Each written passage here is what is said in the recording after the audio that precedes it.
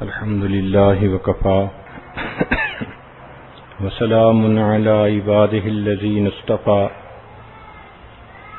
أما بعد أعوذ بالله من الشيطان الرجيم بسم الله الرحمن الرحيم إن الذين آمنوا وعملوا الصالحات كانت لهم جنات الفردوس نزلا سبحان ربك رب العزة عما يصفون وسلام على المرسلين والحمد لله رب العالمين اللهم صل على سيدنا محمد وعلى آل سيدنا محمد وبارك وسلم اللهم صل على سيدنا محمد وعلى آل سيدنا محمد وبارك وسلم اللهم صل على سيدنا محمد وعلى آل سيدنا محمد وبارك وسلم. دنیا دار العمل ہے، آخرت دار الجزا ہے. دنیا دار الغرور ہے،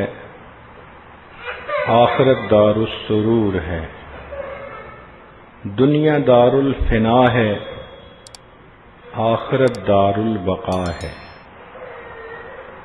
دنیا مٹی گارے سے بنی اور فنا ہونے والی ہے، جبکہ جنت سونے چاندی سے بنی اور ہمیشہ باقی رہنے والی ہے. ایک مرتبہ جبریل علیہ السلام نبی اکرم صلی اللہ علیہ وسلم کی خدمت میں حاضر ہوئے اور عرض کیا، اے محبوب صلی اللہ علیہ وسلم، عش ما شئت فإنک میت. آپ جتنا چاہیں اس دنیا میں زندہ رہیں، ایک دن بالآخر موت آنی ہے. وأحبب من شئت فإنک مفارق. جس سے چاہیں آپ محبت کریں، ایک دن آپ کو جدا ہونا ہے.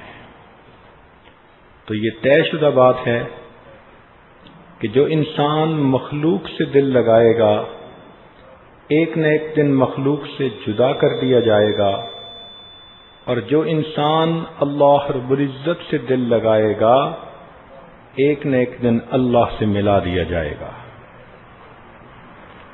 اس لیے ہمارے مشائخ نے فرمایا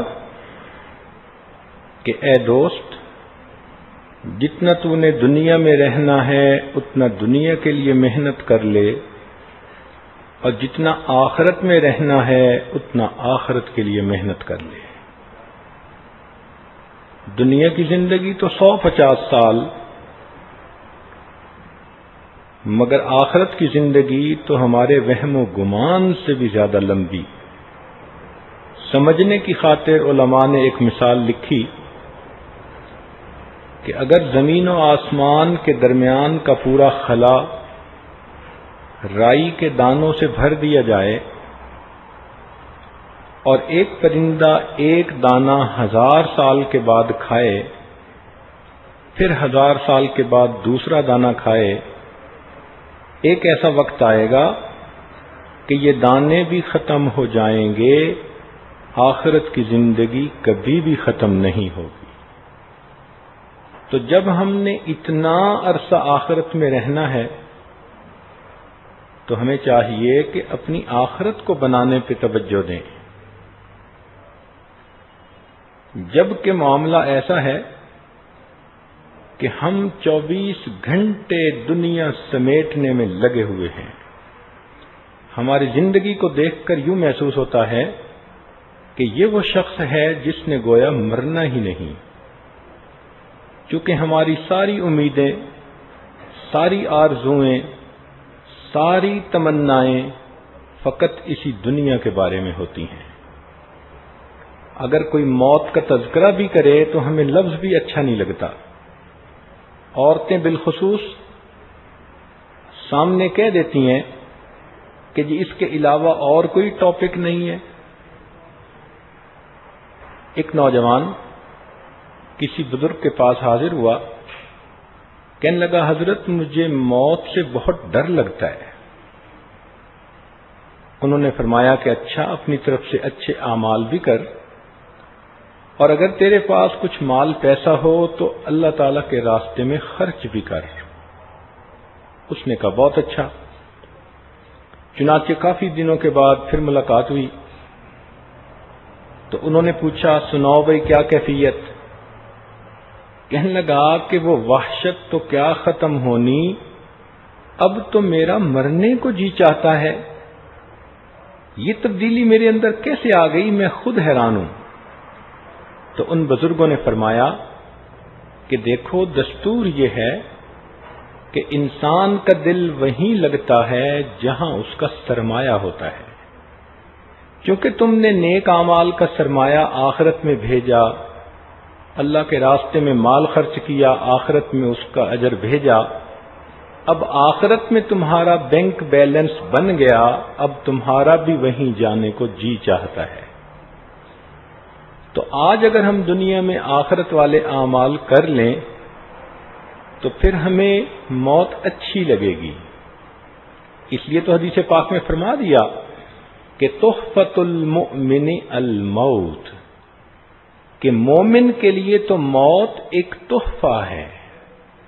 اور ایک اور حدیث پاک میں فرمایا الموت جسر، موت ایک پل ہے، یوصل الحبیب الی الحبیب، ایک دوست کو دوسرے دوست کے ساتھ ملا دیتی ہے، تو بندے کو اپنے پروردگار سے ملا دیتی ہے۔ تو اصل یہ ہے کہ ہم نیک اعمال کا ذخیرہ اکٹھا کریں تو پھر اس کمینی دنیا سے دل اچاٹ ہو جائے گا اور آخرت میں جانے کے لیے دل بے قرار ہو جائے گا۔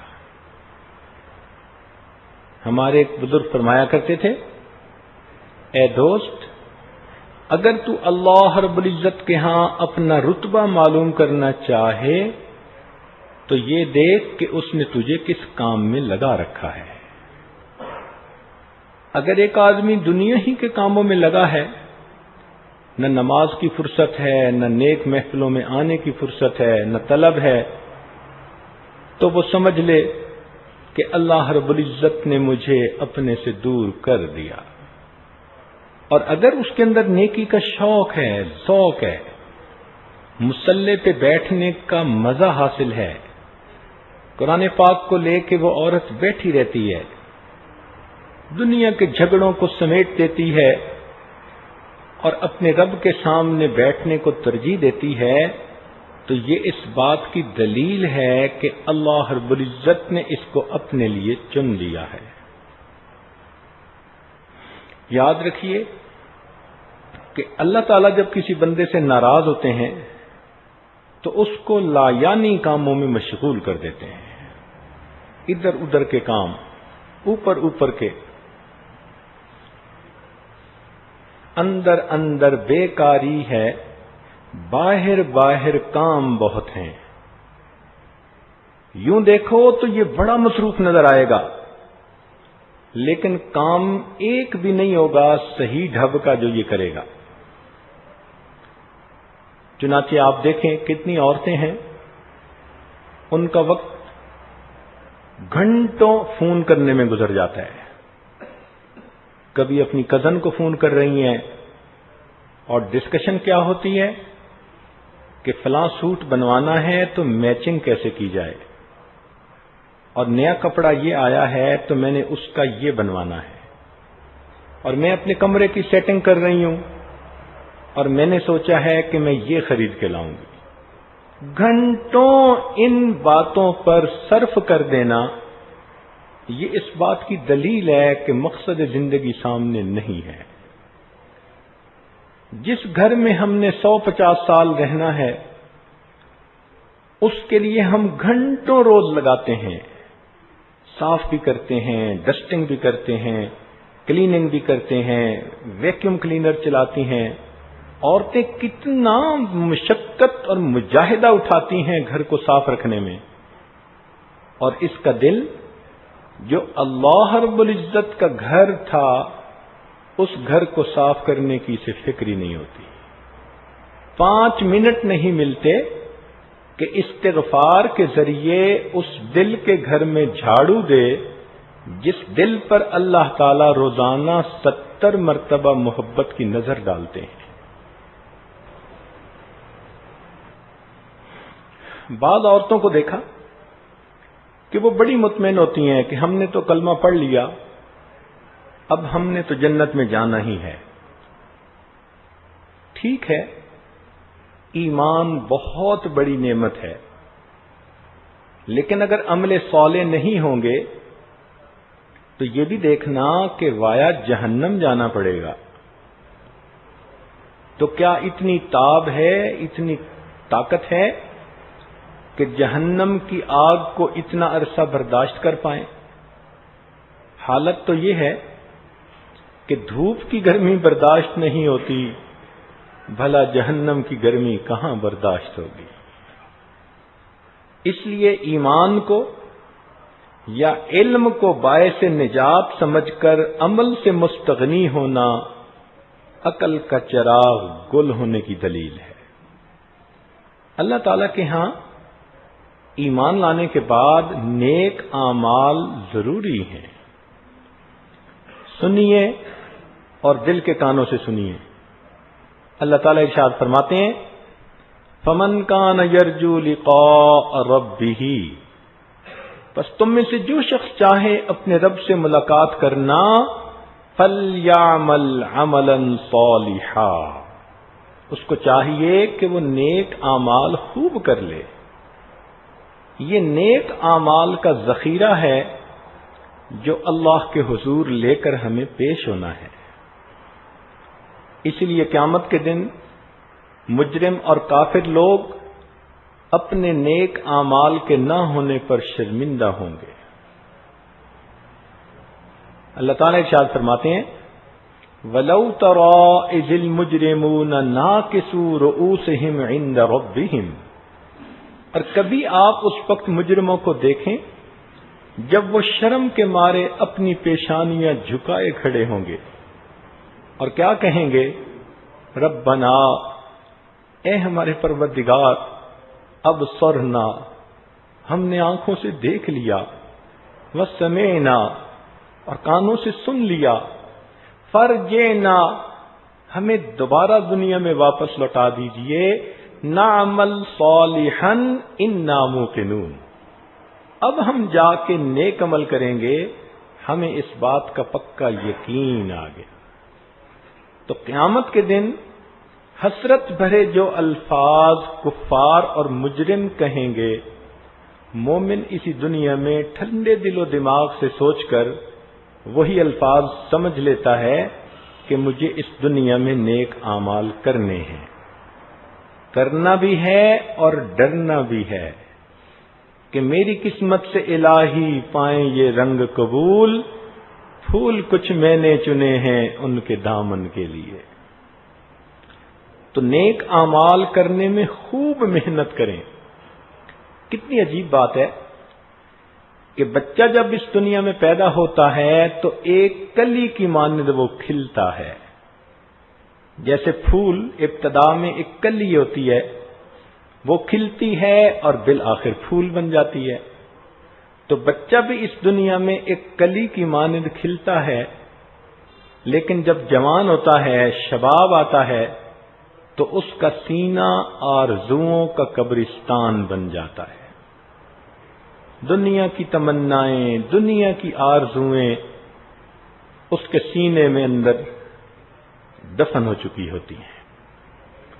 اس کا جی چاہتا ہے کہ بس میری زندگی ایسی ہو دنیا کی۔ یوں سمجھیں کہ ہر انسان دنیا میں اپنی جنت سجانے میں لگا ہوا ہے۔ مکان میں بناؤں تو ایسا ڈیزائن ہو، بیوی ہو تو اتنی خوبصورت اور اتنی پیاری ہو، بزنس میرا ایسا ہو تو کیا میرا نام ہو، گاڑی میری ایسی ہو، شہرت لوگوں میں ایسی ہو۔ ہر بندہ اپنی من پسند کی زندگی کو حاصل کرنے میں لگا ہے، یا دوسرے لفظوں میں اپنی جنت سجانے میں لگا ہوا ہے، اور دنیا میں تو جنت بن نہیں سکتی۔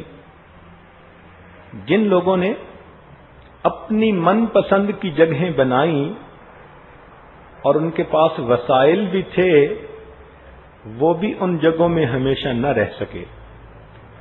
چنانچہ ایک بادشاہ نے محل بنوایا اتنا خوبصورت کہ اس میں کوئی بھی کمی کوتاہی نہ تھی۔ اس نے اعلان کروا دیا کہ جو شخص اس میں کوئی عیب نکالے گا میں اسے انعام دوں گا۔ ہزاروں لوگ آئے، کوئی عیب نہ نکال سکے۔ ایک اللہ والے کو پتہ چلا، وہ تشریف لائے اور دیکھ کر کہنے لگے کہ اس محل کے اندر 2 عیب ہیں۔ تو بادشاہ نے پوچھا کون سے؟ وہ کہنے لگے بادشاہ سلامت، ایک عیب تو یہ ہے کہ یہ محل ہمیشہ نہیں رہے گا، اور دوسرا عیب یہ کہ تو اس محل میں ہمیشہ نہیں رہے گا۔ تو انسان جتنی بھی کوشش کر لے بالآخر دنیا سے جانا ہے۔ ایک شخص نے من پسند کا گھر بنوایا، لوگوں نے کہا بھی پارٹی دو، اس نے بہت پرتکلف پارٹی کا انتظام کیا۔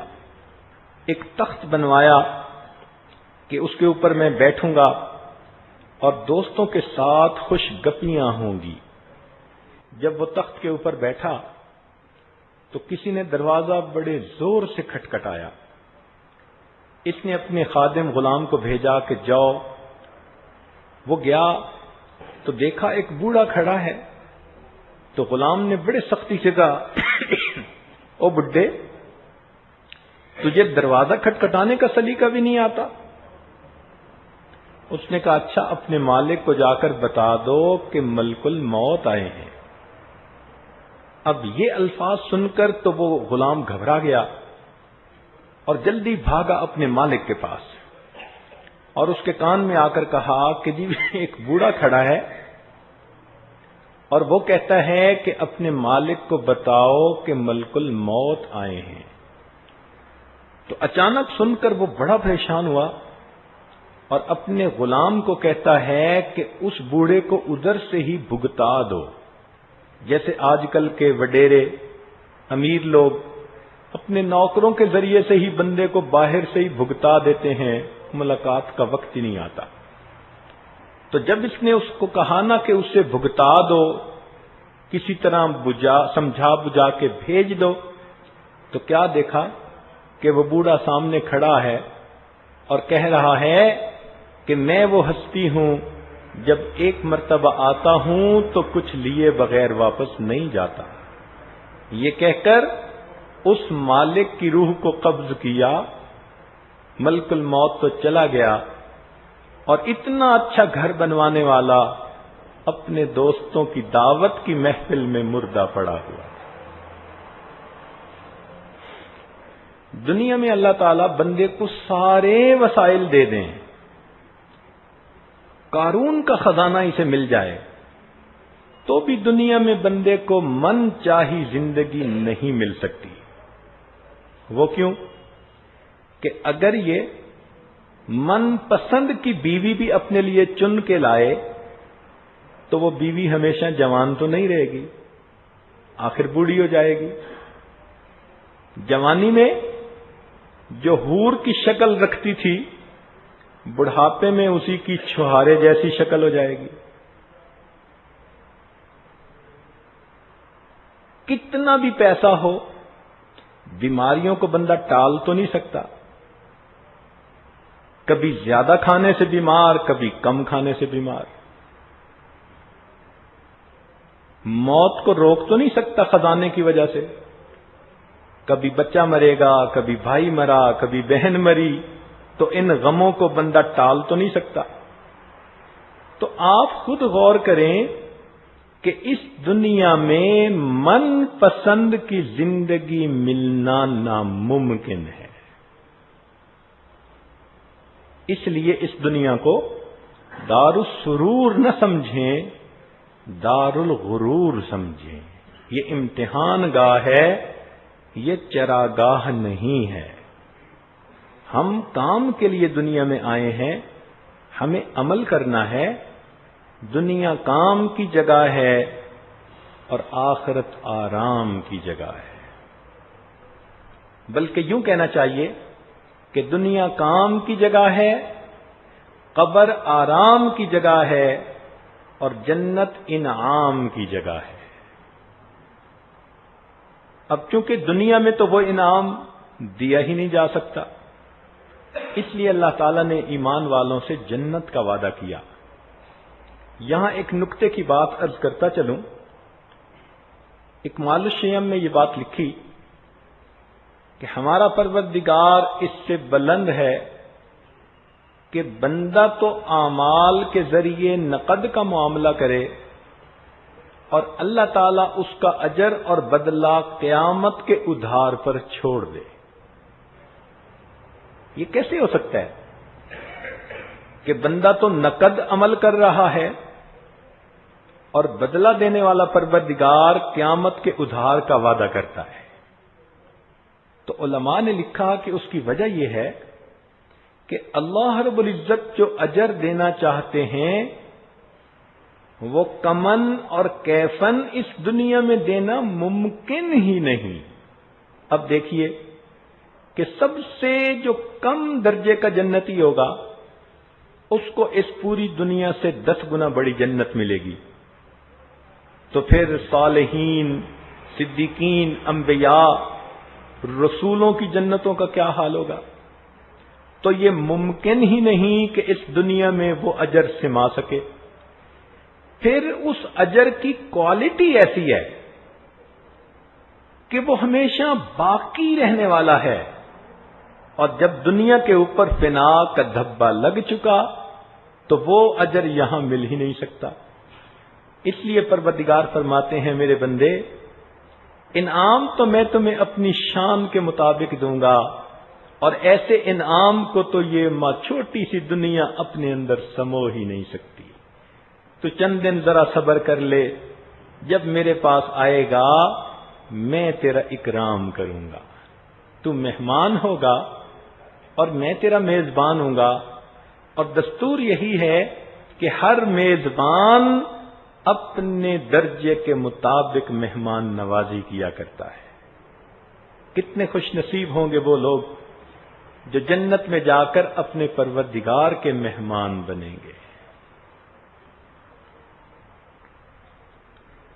انسان کا نفس چاہتا ہے کہ میری ہر خواہش اسی دنیا میں پوری ہو جائے،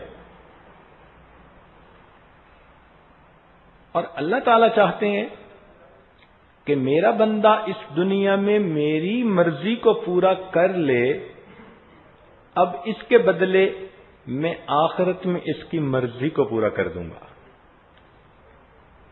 تو نفس مٹانے سے یہ چیز حاصل ہوتی ہے. جب تک نفس مٹے گا نہیں، نفس مٹنے سے کیا مراد؟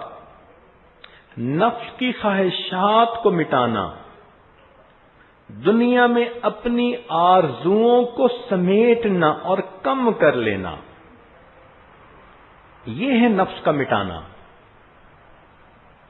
دنیا کے دھندوں میں الجھنے کی بجائے اپنی پیٹھ کو ہلکا رکھنا، اپنے آپ کو آخرت کے لیے تیار رکھنا، اس کو نفس کو مٹانا کہتے ہیں.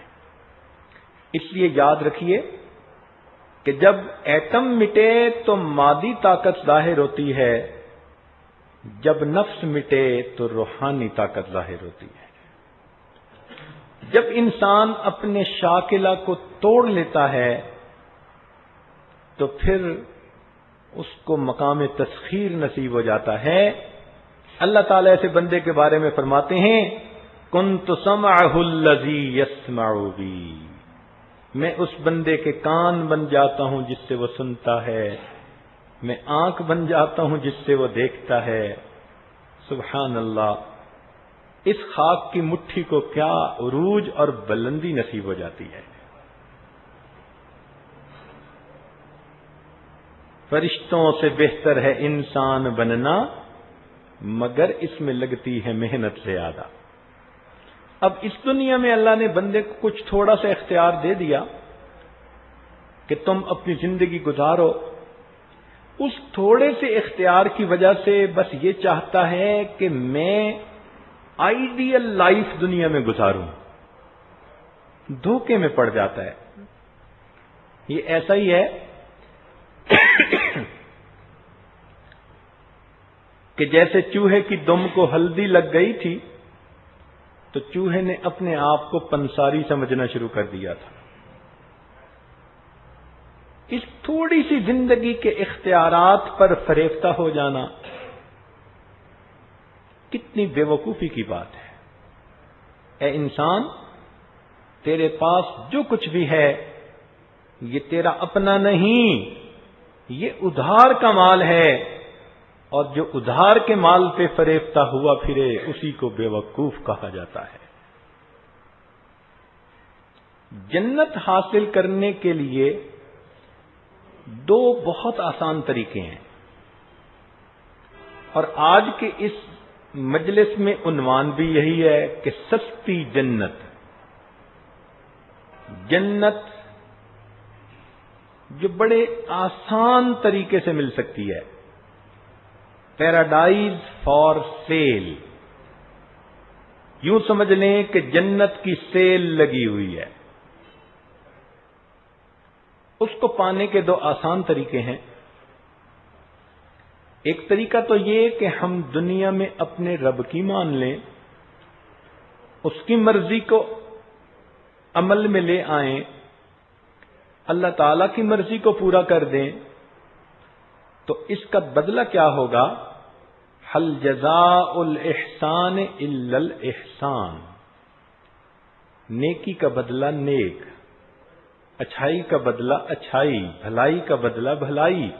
ہم دنیا میں اللہ رب العزت کی مرضی پر عمل کریں گے، اللہ تعالی جنت میں ہمیں اپنی مرضی کی زندگی گزارنے کی توفیق عطا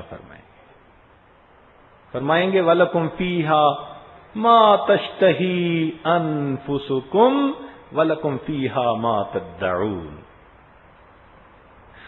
تو ایک طریقہ تو یہ ہے کہ ہم رب چاہی زندگی گزارنا شروع کر دیں، جنت حاصل کرنے کا آسان طریقہ۔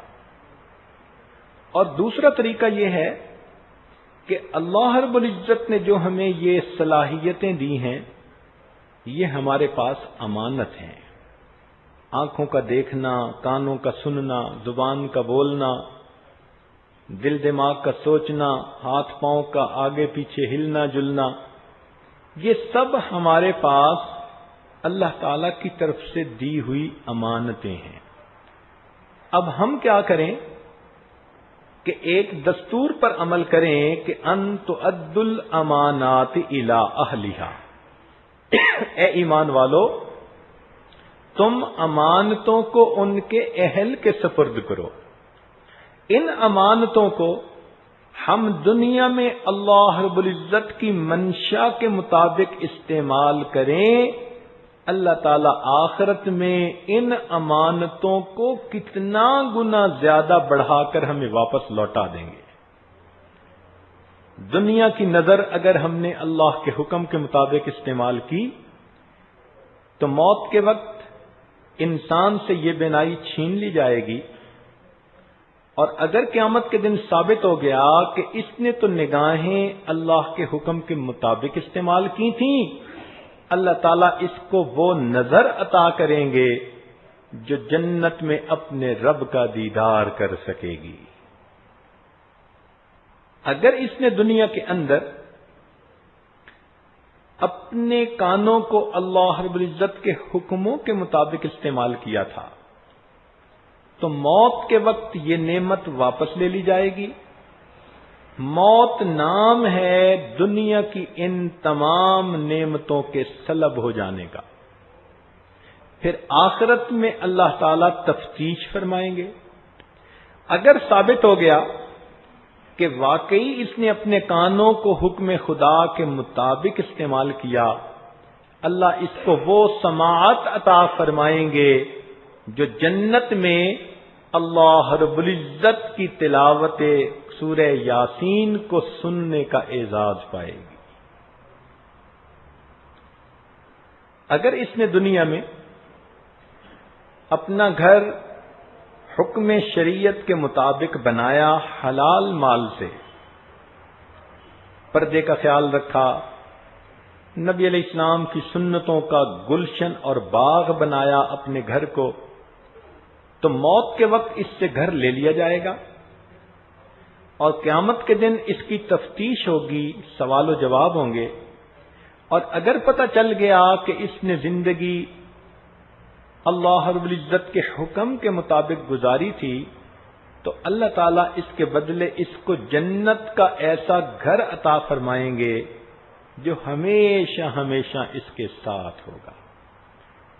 تو یوں سمجھیے کہ دنیا میں یہ اعضاء ہمارے پاس امانت ہے، ان کو ہم اچھا استعمال کر لیں تو آخرت میں اللہ تعالیٰ ان صلاحیتوں کو بڑھا کر ہمیں واپس لوٹا دیں گے۔ ایک چھوٹی سی مثال سے یہ بات شاید جلدی سمجھ میں آ جائے۔ ایک باپ اگر ملٹائی ملینر ہے، اس کا بیٹا جوان ہوا، تو وہ اپنے بیٹے کو کہتا ہے کہ بیٹا میں تمہیں $1 ملین لگا کر بزنس بنا دیتا ہوں، تم 2-4 سال چلا کے مجھے دکھاؤ، اگر تو تم نے کامیابی سے چلایا تو میں اپنا پورا کا پورا بزنس تمہارے حوالے کر دوں گا، اور اگر تم نے اس بزنس کو نہ چلا سکے، تمہارے اندر اتنی اہلیت نہیں، تو پھر میں تمہیں اپنا سارا خزانہ کیسے حوالے کروں؟ بالکل اسی طرح اللہ تعالی نے محدود صلاحیتیں اس دنیا میں بندے کو دیں۔ میرے بندے، تیرا امتحان یہ ہے کہ کیا ان صلاحیتوں کو تو ہماری مرضی کے مطابق استعمال کرتا ہے یا نہیں۔ جو کر لے گا، اللہ تعالی جنت میں ان صلاحیتوں کو کتنا گنا زیادہ بڑھا کر واپس عطا فرما دیں گے۔ اور جو دنیا میں ہی بددیانتی کا مرتکب ہوا کہ نعمتیں تو اللہ نے دیں اور اس نے استعمال شیطان کے طریقے پر کی، تو اللہ تعالیٰ ان نعمتوں سے اسے ہمیشہ کے لیے محروم کر دیں گے۔ چنانچہ دنیا میں یہ کھانے کھاتا تھا، جب جائے گا قیامت میں تو جہنم میں بھیجیں گے اور کھانوں سے ہمیشہ کے لیے محروم کر دیا جائے گا۔ دنیا کے لباس پہنتا تھا اپنے طور طریقے پر، آخرت میں جہنم میں ڈالیں گے اور خوشبودار لباسوں سے ہمیشہ کے لیے محروم کر دیں گے۔ تو یہ آسان طریقہ ہے جنت پانے کا کہ انسان اپنے آپ کو اپنے رب کے حوالے کر دے۔ نتیجہ کیا ہوگا؟ فرمایا وَفِيهَا مَا تَشْتَهِيهِ الْأَنفُسُ وَتَلَذُّ الْأَعْيُنُ، جنت میں سب کچھ ہوگا جو تمہارا نفس چاہے گا، اور وہ چیزیں ہوں گی جو تمہاری آنکھوں کو لذت دیں گی۔ چونکہ دنیا میں اس نے دنیا کی چمک دمک سے آنکھیں ہٹائی ہوں گی، اس کا بدلہ یہ ملے گا کہ اللہ تعالیٰ آخرت میں آنکھوں کو لبھانے والی نعمتیں عطا فرمائیں گے۔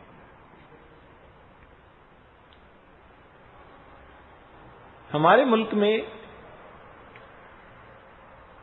ایک خطیب گزرے ہیں،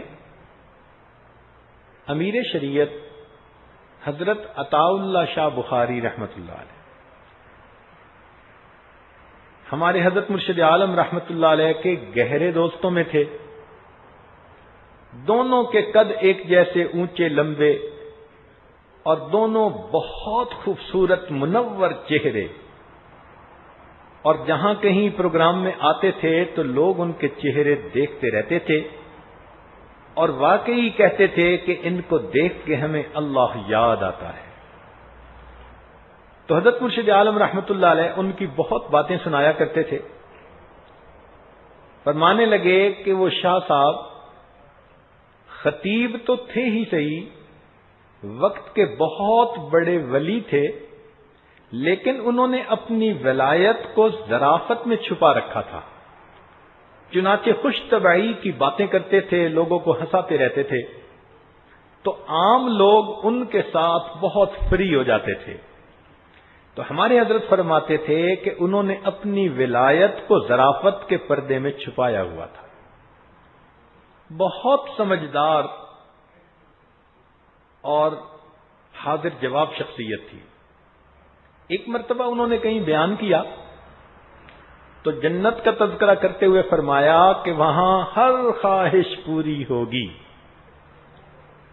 تو ایک بوڑھا کھڑا ہو گیا مجمع میں سے اور کہنے لگا کہ شاہ صاحب ہر خواہش پوری ہوگی؟ انہوں نے کہا جی۔ کہنے لگا میں تو حقے کا عادی ہوں، تو کیا جنت میں مجھے حقہ بھی مل جائے گا؟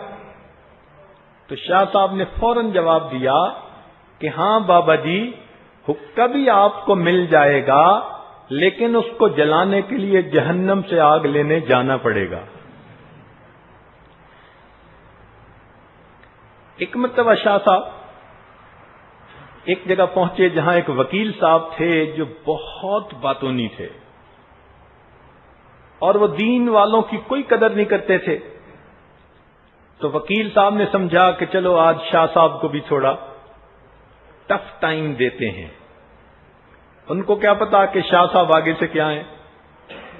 کہنے لگا شاہ صاحب مجھے کوئی ایسا طریقہ بتائیں کہ انسان کچھ کھائے بھی اور پیے بھی اور روزہ بھی نہ ٹوٹے۔ مجھے کوئی ایسا طریقہ بتائیں کہ انسان کھائے بھی اور پیے بھی تو روزہ بھی نہ ٹوٹے۔ شاہ صاحب نے کہا بہت آسان۔ تو حیران ہو کر پوچھا کہ وہ کیسے؟ فرمان لگے کہ میں ابھی تجھے جوتے لگانا شروع کر دیتا ہوں، آپ جوتے کھاتے رہنا، غصہ پیتے رہنا، آپ کا روزہ نہیں ٹوٹے۔ ایک مرتبہ شاہ صاحب بیان فرما رہے تھے تو وہ فرنگی کے بہت خلاف تھے۔ ہمارے اکابر کا یہی طریقہ رہا۔ تو ایک نوجوان اٹھا اور کہنے لگا کہ شاہ صاحب آپ کیا ہر وقت انگریز کو اپنا شو دکھاتے رہتے ہیں؟ چونکہ وہ بہت پرجوش تقریریں کرتے تھے۔ تو دوران تقریر کہنے لگا کہ شاہ صاحب آپ کیا ہر وقت انگریز کو شو دکھاتے رہتے ہیں؟ تو شاہ صاحب نے اسی وقت اپنی ٹانگ اٹھا کر پاؤں کا اشارہ کیا اور فرمان لگے کہ میرے بچے، میں انگریز کو شو نہیں دکھاتا، میں انگریز کو شو دکھاتا ہوں۔ تو اس قسم کے بہت سارے ان کی باتیں ہیں۔ ایک بات سنا کر چلے مضمون کی طرف آتے ہیں۔ آخری عمر میں ان کے بال ماشاءاللہ سفید ہو گئے تھے، تو سفر پر گئے بہت عرصہ کے لیے، کوئی مہینہ دو کے لیے۔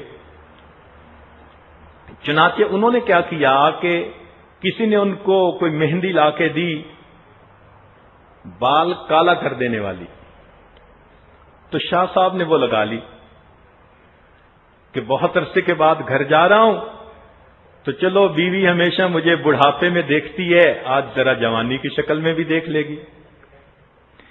اب جب وہ اس حالت میں اپنے گھر واپس آئے تو اچانک گھر آئے تو اہلیہ کی نظر پڑی، تو اس نے دیکھا کہ کوئی کالی داڑھی والا بندہ گھر میں داخل ہو گیا۔ تو اہلیہ نے فوراً پردہ کیا اور بھاگی۔ تو وہ اپنی اہلیہ سے کہنے لگے، او خدا کی بندی، میں نے تیرے لیے منہ کالا کیا اور تو بھی مجھ سے بھاگتی پھر رہی ہے۔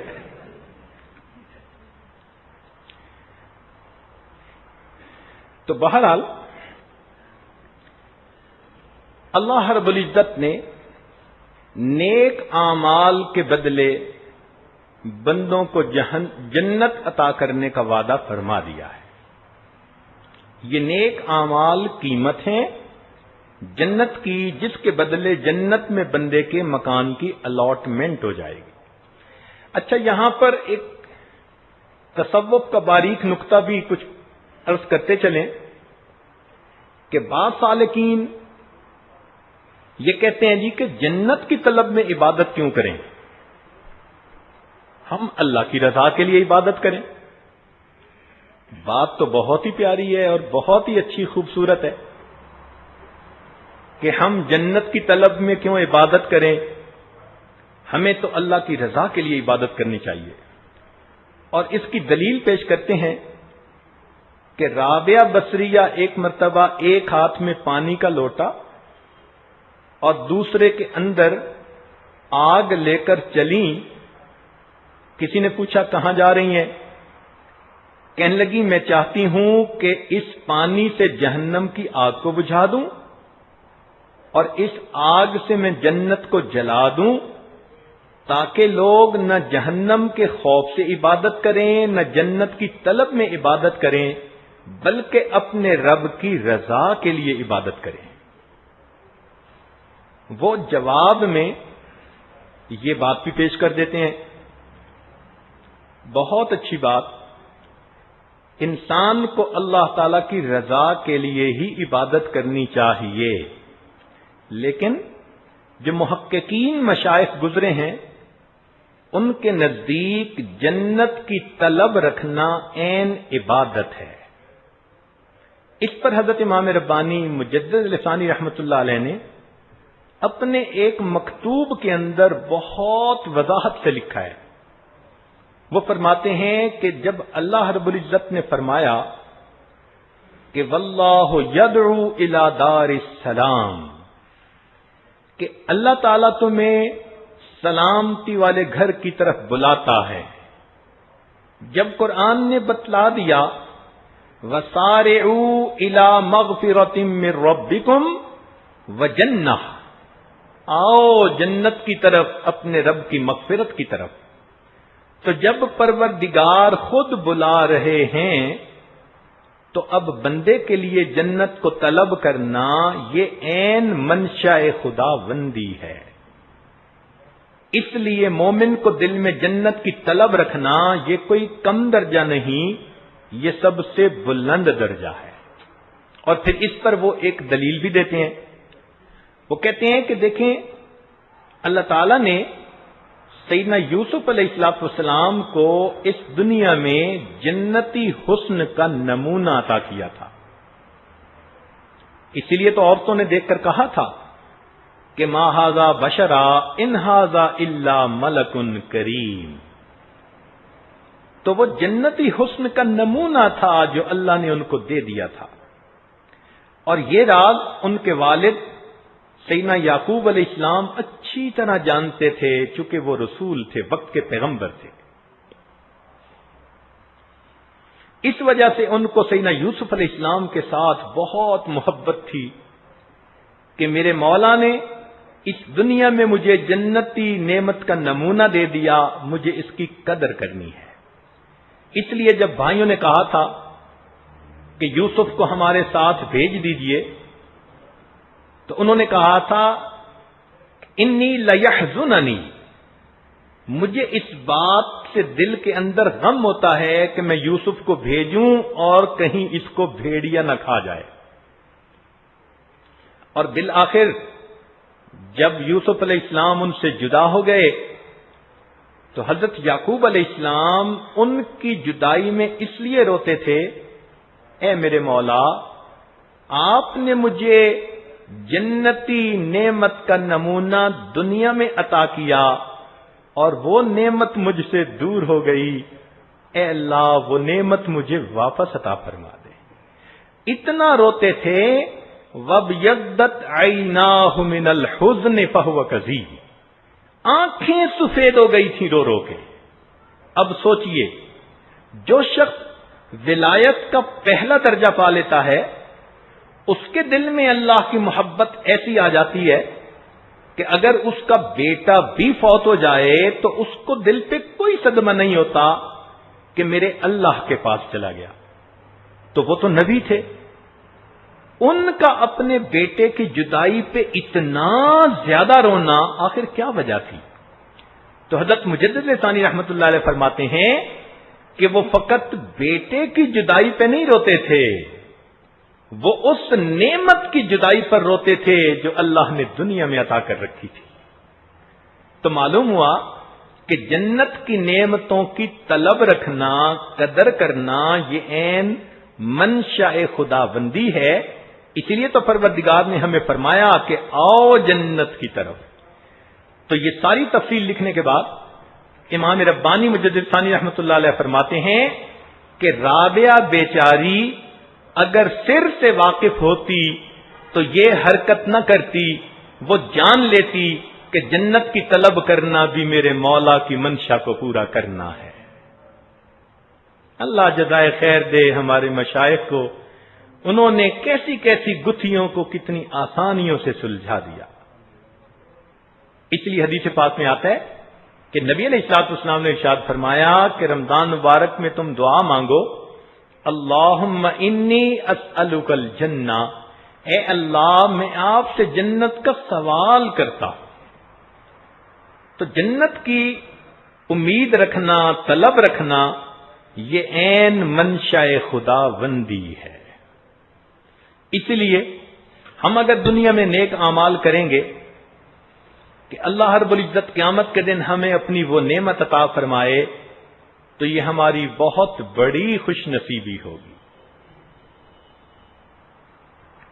چنانچہ قیامت کے دن جب نیک لوگ اللہ تعالیٰ کے پاس پہنچیں گے تو اللہ تعالیٰ ان کا استقبال کر کے ان کے نتیجے کا اعلان فرما دیں گے، فرمائیں گے یا عباد لا خوف علیکم اليوم ولا انتم تحزنون، اے بندو، اتنا یہ پیار کا صیغہ ہے، قربان ہونے کو جی چاہتا ہے کہ مالک و خالق اپنے بندوں کو اتنے پیار سے مخاطب کریں گے، یا عباد، اے بندو، اے وہ میرے بندو جو زندگی بھر میرے سامنے سجدہ ریز ہوتے رہے اور میرے سامنے اپنی پیشانیوں کو زمین پہ ٹیکتے رہے، آج تم میرے پاس آئے، لا خوف علیکم اليوم ولا انتم تحزنون،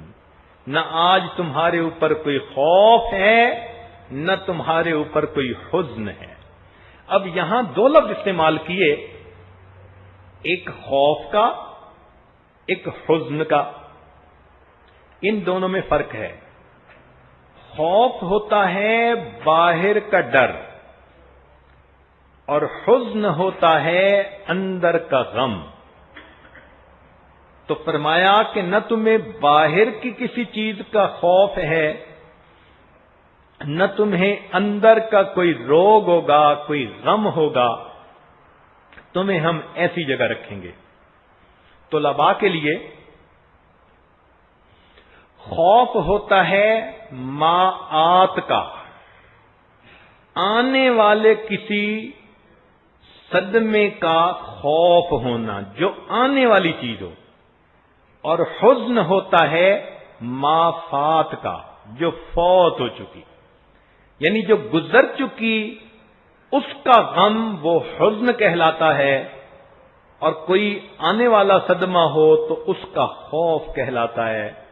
فرمایا جنت وہ جگہ ہے نہ اس میں کوئی خوف ہوگا نہ اس میں کوئی حزن ہوگا۔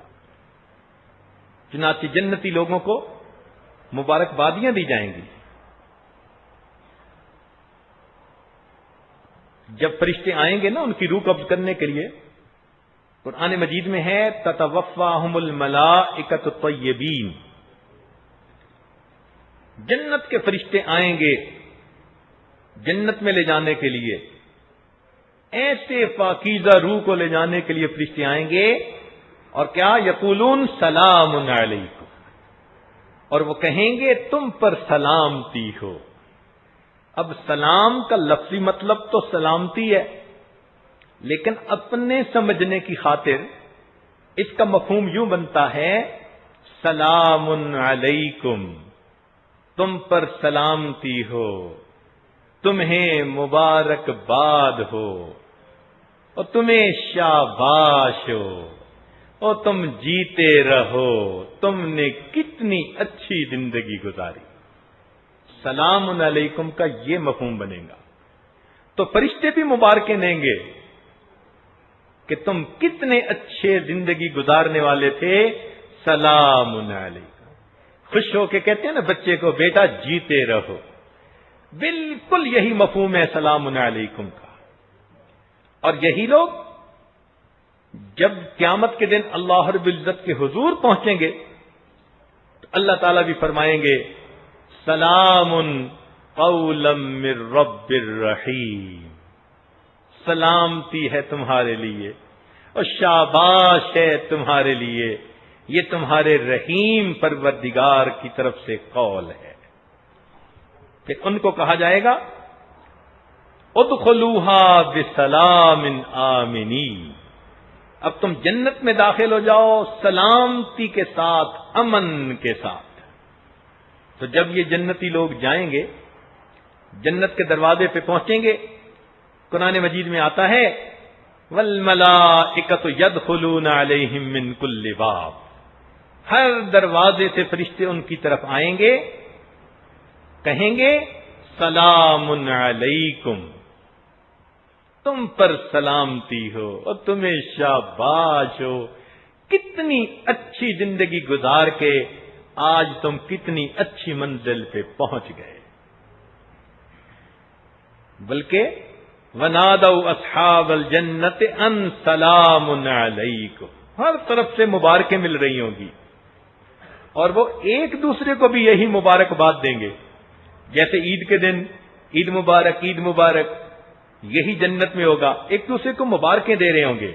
اللہ تعالیٰ فرماتے ہیں وَدَعْوَاهُمْ فِيهَا سُبْحَانَكَ اللَّهُمَّ وَتَحِيَّتُهُمْ فِيهَا سَلَامٌ، ان کا سلام ایک دوسرے سے ملنے کے وقت کیا ہوگا؟ جیسے دنیا میں السلام علیکم کہتے ہیں، وہاں ملیں گے تو ایک دوسرے کو سلام کہیں گے۔ ایک اور جگہ فرما دیا لا يسمعون فيها لغوا ولا تأثیما الا قیلا سلاما سلاما۔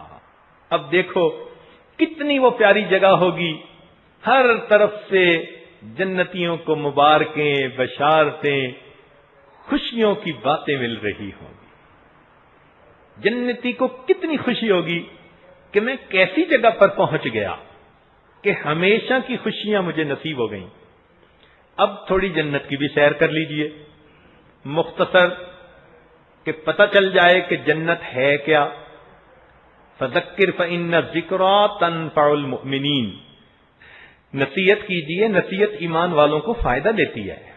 تو تھوڑا جنت کا تذکرہ سن کر بھی آپ کو مفہوم جلدی سمجھ میں آئے گا کہ اتنی سستی اگر اتنی اچھی چیز مل رہی ہے تو کیوں نہ ہم بھی حاصل کرنے کی کوشش کریں۔ تو مستورات ذرا دل کے کانوں سے سنیں۔ دنیا میں ان کی بڑی خواہش یہ ہوتی ہے کہ اللہ تعالیٰ مجھے اپنا گھر دے دے۔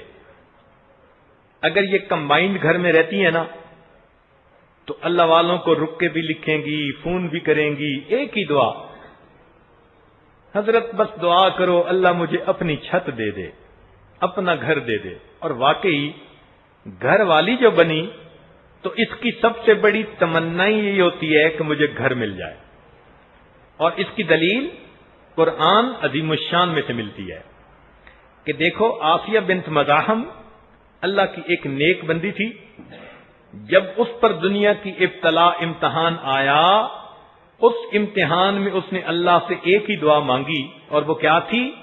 رب ابن لی عندک بیتا فی الجنہ، اللہ مجھے اس سب کچھ کے بدلے میں جنت میں اپنے قرب کا گھر عطا کر دیجیے۔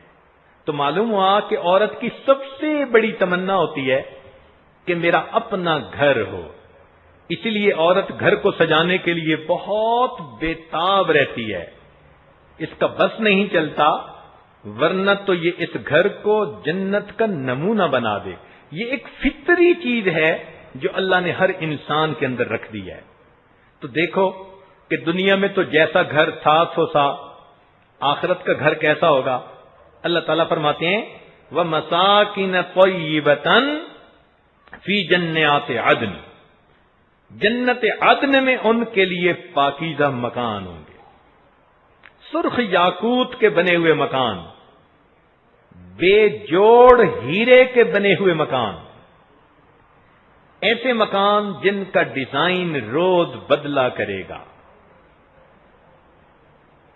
جن مکانوں کے اندر نہریں بہتی ہوں گی، فیہا انہار من ماء غیر آسن، ایسے مکان اللہ تعالی دیں گے کہ جن کی اینٹیں سونے اور چاندی کی ہوں گی اور جن کا گارا مشک اور عنبر کا ہوگا۔ آج دنیا میں ٹائلیں لگاتی ہیں عورتیں تو بہت ڈیزائن پسند کر کے لگواتی ہیں، اور ان کو اگر کہیں کہ تمہیں گھر ملے گا آخرت میں، ایک اینٹ سونے کی ہوگی ایک اینٹ چاندی کی ہوگی، تو یہ ٹائلیں کتنی پیاری لگیں گی۔ اور دنیا میں تو اس کو سیمنٹ سے لگا دیتے ہیں، لیکن اگر یہ اینٹیں مشک اور عنبر کی خوشبو سے جڑیں تو روم فریشنر کی تو ضرورت ہی نہیں، گھر میں جہاں جائیں گی خوشبوئیں ہی آیا کریں گی۔ کیا آئیڈیل گھر ہوگا جو اللہ تعالیٰ اپنے جنتی بندے کو عطا فرمائیں گے۔ اور پھر یہ مرلوں کا مکان نہیں ہوگا، اتنا ہوگا کہ جہاں تک نظر جائے گی اس کے مکان کی وسعت ہوا کرے گی۔ آج تو گھر ہوتا ہے باغ نہیں ہوتا، باغ ہوتا ہے تو گھر نہیں ہوتا۔ جنت کا وہ گھر ہوگا کہ باغ اس کے اندر ہوں گے، نہریں اندر ہوں گی، انجوائمنٹ کی جو ریکوائرمنٹس تھیں وہ سب اس کو گھر کے اندر نصیب ہوں گی۔ گاؤں تک یہ لگے ہوں گے۔ آج تو دنیا میں صوفے پسند کرنے پڑتے ہیں، جنت میں اللہ تعالی نے تخت بنوائے ہوئے ہوں گے اور ان کے اوپر یہ ایک دوسرے کے سامنے بیٹھیں گے، علی سرر متقابلین۔ پھر جنتی عورت کو جو لباس ملے گا اس کی تو بات ہی عجیب ہے۔ مردوں کے بارے میں فرمایا یحلون فیہا من اساور من ذہب ولؤلؤا ولباسہم فیہا حریر، کہ مردوں کو بھی ریشم کے لباس پہنائے جائیں گے اور مردوں کو بھی سونے کے کنگن پہنائے جائیں گے۔ اب بعض نوجوان اس پر حیران ہوتے ہیں کہ جی مرد کو سونے کے کنگن، اور حالت یہ ہوتی ہے کہ اگر ان کو کوئی قیمتی گھڑی مل جائے تو راڈو کی گھڑی لوگوں کو پہن کے دکھاتے پھرتے ہیں۔ بھئی یہ کنگن بھی جنت کی راڈو کی گھڑیاں ہیں، بندے کو اس سے خوشی ہوگی۔ تو لباس جنتی عورت کا ایسا ہوگا کہ اس کے ایک لباس میں سے 70,000 رنگ کی جھلک آئے گی۔ دنیا میں تو 2-4 شیڈ ہوتے ہیں اور انہی پہ کپڑے بن جاتے ہیں، تو عورتیں بیچاری مشکل سے جا کے مہینے بعد 2 بعد پھر ایک سوٹ خریدتی ہیں اور پھر وہی دھو کے پہننے پڑتے ہیں۔ جنت میں نہ دھونے کا مسئلہ نہ استری کرنے کا مسئلہ۔ حدیث پاک کا مفہوم ہے کہ جنتی عورت کے گھر میں ایک درخت ہوگا انار کا، وہ انار کے ایک پھل کو توڑے گی اور اس میں اس کے لیے نیا سلا ہوا ایک لباس نکل آئے گا۔ یہ جنت کا بوتیک ہوگا۔ جب عورت نے کپڑے بدلنے ہوں گے بس بوتیک میں سے ایک نیا سلا ہوا جوڑا نکل آئے گا۔ کیسی ہوگی وہ جگہ جہاں ہر مرتبہ پہننے کو نیا لباس ملے؟ عام طور پر جب لڑکیوں کی شادی ہوتی ہے تو شادی کے پہلے 1 مہینے میں ان کو یہ نعمت نصیب ہوتی ہے کہ یہ رخصتی رات کا یہ جوڑا ہے، ولیمے کے دن کا یہ جوڑا ہے، پھر اگلے دن کا یہ جوڑا ہے، تو 10-15 جوڑے بناتی ہیں اور ایک مہینے کے اندر اندر وہ مختلف دنوں میں پہنتی ہیں. پھر اس کے بعد تو بس وہی گھسے پٹے ہوتے ہیں. کوئی جوڑا 2 سال چلتا ہے، کوئی 2.5 سال چلتا ہے، کوئی 6 مہینے چلتا ہے، انہی کو دھو دھو کے پہننا ہوتا ہے. مگر جنت کا معاملہ اور، ہر مرتبہ عورت جب لباس بدلے گی وہ نیا ہوگا، ڈیزائن نیا ہوگا، اس کا شیڈ الگ ہوگا، من پسند کا لباس پہنے گی. کتنی اچھی وہ جگہ ہوگی. اور پھر عجیب بات یہ کہ دنیا میں تو چلو لباس پہن لیے، اپنے آپ کو بھی تو تیار کرنا پڑتا ہے ان بیچاریوں کو. تو اس کے لیے پھر بیوٹی پارلر جاتی ہیں، جی دلہن کو سجانا ہے. اور بیوٹی پارلر والی بھی نقش نین تو نہیں بدل سکتی. وہ زیادہ سے زیادہ کہیں مہندی لگا دے گی، کہیں سرما ڈال دے گی، کہیں کچھ اور لگا دے گی. تو اوپر لیپ ہی چڑھانا ہوتا ہے اور کیا کرنا ہوتا ہے. لیکن جنت میں ایک بازار ہوگا جس کو بازار حسن کہا جائے گا. عورت وہاں جائے گی، جیسے چاہے گی اس کو من پسند کا حسن مل جائے گا. میری آنکھیں ایسی ہوں، پلکیں ایسی ہوں، بھویں ایسی ہوں، رخسار ایسے ہوں، چہرے کی گلائی ایسی ہو، رنگ ایسا ہو. سبحان اللہ، کیا حسن ہوگا جو بندے کو اپنی پسند کے مطابق عطا کر دیا جائے گا. اب بتائیں کہ جب کسی عورت کو ایسا حسن ملے اور ہمیشہ کے لیے 18 سال کی عمر رہے گی. دنیا میں تو ایک ہی مرتبہ 18 سال کی ہوتی ہے، پھر اس کے بعد تو بوڑھی ہو جاتی ہے. گو حسرت دل میں رہ جاتی ہے. وہ چند لڑکیاں بیٹھی تھیں تو ان کے پاس ایک بوڑھی عورت بھی تھی. تو کسی نے پوچھا کہ آپ کی عمر کتنی؟ ایک لڑکی نے کہا کہ 16 سال، دوسری نے کہا کہ 17 سال، کسی نے کہا کہ 18 سال، کسی نے کہا 15 سال. اب وہ سب جوان بچیاں تھیں. تو انہوں نے بوڑھی سے پوچھا کہ آپ کی عمر کتنی؟ وہ کہنے لگی میں بھی 4 مرتبہ 18 سال کی بن چکی ہوں. تو دنیا میں تو بیچاریاں ایک دفعہ جوانی جانے کے بعد پھر ہاتھ ملتی ہیں، مگر آخرت کا معاملہ اور ہے. ہمیشہ ہمیشہ جنتی عورت کو 18 سال کی جوانی عطا کر دی جائے گی اور جنتی مرد کو 32 سال والا شباب عطا کیا جائے گا، چونکہ وہ پختگی اور میچورٹی کی جوانی ہوتی ہے. اب بتائیں، ہمیشہ جوانی کی زندگی، اتنے خوبصورت لباس، من پسند کا حسن، من پسند کا مکان، اور جس کی صفائی کی کوئی ضرورت نہیں، ہمیشہ صاف رہے گا، بدبو کا تصور نہیں، مشک اور عنبر کے گارے سے بنے ہوئے مکان، باغ بھی اسی میں، نہریں بھی اسی میں. پھر دنیا میں تو کھانے پکانے کی بھی ایک تنگی اٹھانی پڑتی ہے.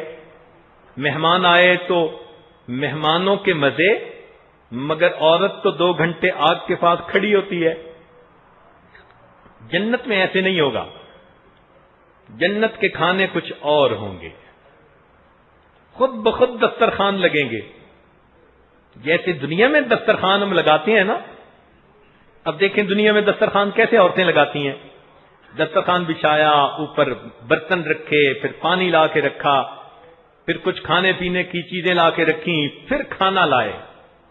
ہو بہو یہی ترتیب قرآن مجید میں جنتی دسترخوان کی ہے. سنیے اور دل کے کانوں سے سنیے. اللہ تعالی ارشاد فرماتے ہیں وَكَأْسٍ مِّن مَّعِينٍ، یعنی برتن مشروبات والے. کیسے مشروبات؟ لا يصدعون عنها ولا ينزفون. پھر اس کے بعد وَفَاكِهَةٍ مِّمَّا يَتَخَيَّرُونَ، میوے آ جائیں گے جن کو یہ پسند کریں گے. پھر اس کے بعد وَلَحْمِ طَيْرٍ مِّمَّا يَشْتَهُونَ. دیکھا اب بھنے ہوئے گوشت آئیں گے، اب ڈشز آنی شروع ہو جائیں گی. تو بہو وہی ترتیب ہے، مگر یہ لگانے کے لیے ان عورتوں کو خود تکلیف نہیں اٹھانی پڑے گی، بلکہ اس کے لیے جنتی خدام موجود ہوں گے. ان خادموں میں لڑکے بھی ہوں گے، لڑکیاں بھی ہوں گی. مردوں کی محفلوں میں لڑکے ہوں گے جیسے دیندار گھروں میں ہوتا ہے، عورتوں کی محفلوں میں لڑکیاں ہوں گی. یا اللہ تعالیٰ چاہیں گے تو جیسے انسان ان کو چاہے گا استعمال کرے گا.